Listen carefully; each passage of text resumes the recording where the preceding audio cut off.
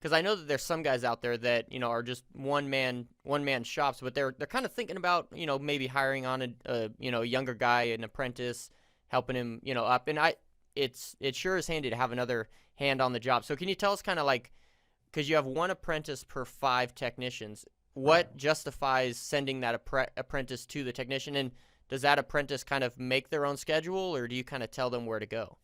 So we definitely tell them where to go. So there's 2 routes that apprentice gets assigned riding with a handyman is either, for example, if we have an attic ladder install booked, we automatically send an apprentice to those.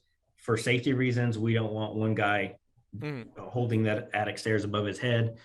Or 2, the handyman guys, if they sell a job, they know that they're going to need help. So they'll do what's called a job return, go back, the reschedule the job, go at a following date, and say they got 30 sheetrock patches, or there's no telling. A lot of lumber to move.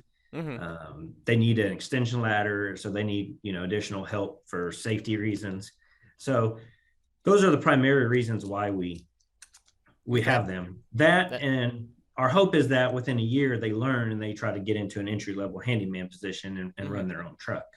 Okay. That was my question. The goal of the apprentice, like they indicate a desire to kind of become that handyman level 1 and then move up from there. Like they exhibit that kind of desire to, they want to learn, but they don't have the experience yet. Is that basically the bill that's who fits in that role? Yeah. So I'll hire guys with absolutely no relative trade experience. They have a little bit longer road. I typically look for somebody with 6 months to a year of painting, drywall, carpentry, some relative experience to build off of. I like it if they have painting skills or sheetrock skills or carpentry, because I know they at least know how to read a tape measure. And we do a lot of drywall work. So, it's a good base to build on. You mentioned, you lost 6 guys over the last couple of months. What does your hiring look like? And also, piggyback question is, I'm curious what the average tenure of your techs are. Also, understanding you're only 3 years in business. Yeah. August 1st will be three years.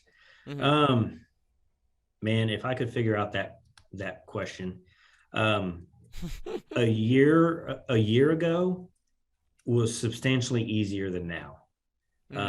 A year ago, I could get pretty good guys for $25 an hour in my market.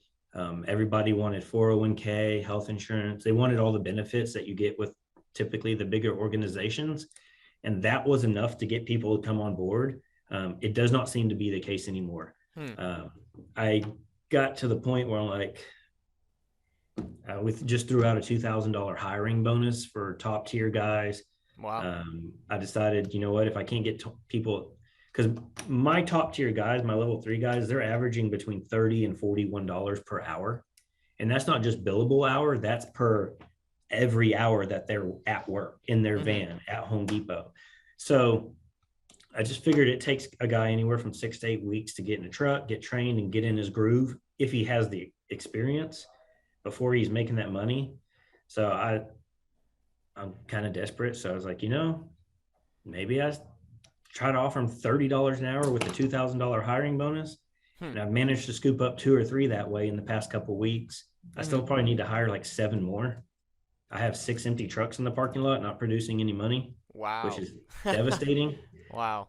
But yeah, hiring's tough. So I actively recruit. So I go through ZipRecruiter and Indeed. Of course, I have posts on there, but I don't get the response out of the post as near as much as I do as going through their resume database. And I will literally people. Yes. Yeah. Okay. Literally calling them on the phone. Here's resumes right now. I spent 2 hours doing that this morning, texting them, calling them on the phone, actively. In this market, you're going to have to actively pursue people. Almost be a persistent pain in the ass, excuse me. But you got to be very diligent right now. You just really have to work through it. It's really tough. That's real awesome, tough. man.